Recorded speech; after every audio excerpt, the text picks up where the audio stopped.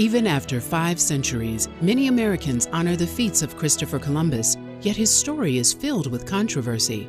Was he a brilliant explorer who discovered America? Or was he a lost navigator whose arrival spelled doom for the people already living there?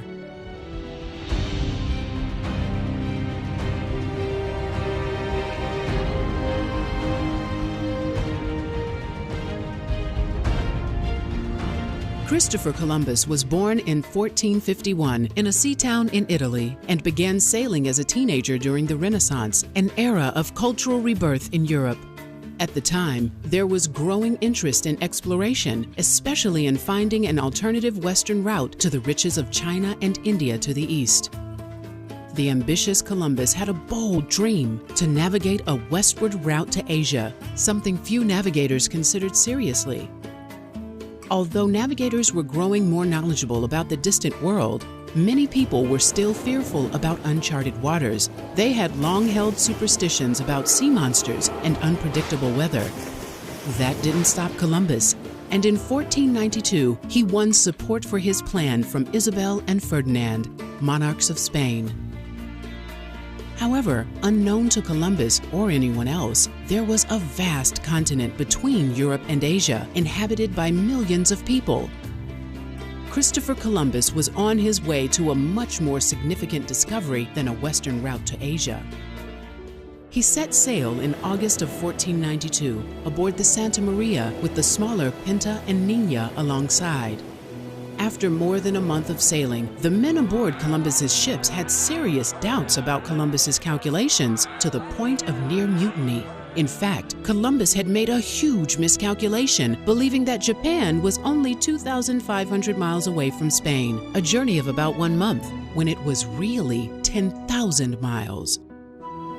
When on the 36th day, Columbus and his crew spotted land, Columbus was relieved, believing he had reached Asia.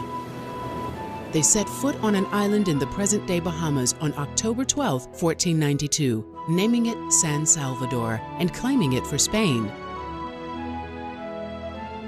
The Arawak people who lived there were open at first to trade with the sailors and exchanged food and personal items with them.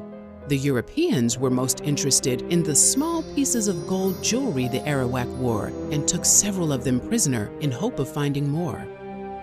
The ships continued on to Cuba and then Hispaniola, but there the Santa Maria became wrecked on a reef.